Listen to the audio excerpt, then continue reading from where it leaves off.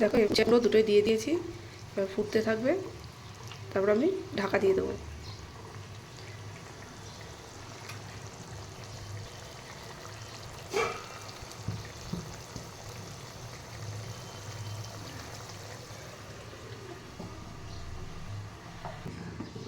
দেখে নিই হলো কি না। দেখো ঝোলটা অনেকটাই কমে গেছে, কিন্তু এটা আরও কমবে, শুকনো শুকনো হবে। ঝোল থাকতে ভালো লাগবে না, জল জল জল জল লাগবে। তাই এটাকে আরেকটু চাপা দিয়ে শুকাতে হবে, ফ্লেমটা কমিয়ে।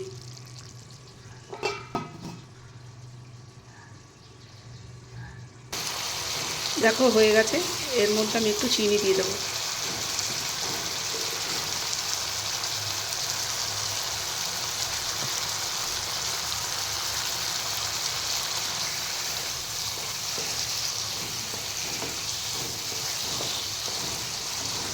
এরকম শুকনো করে নিতে হবে।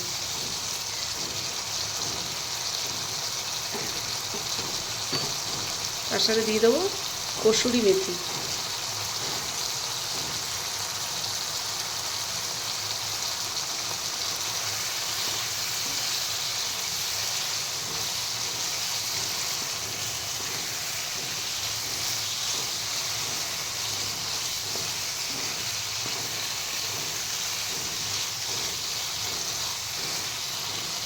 দেখো হয়ে গেছে, এবার তোমাদের সার্ভ করে দেখাচ্ছি।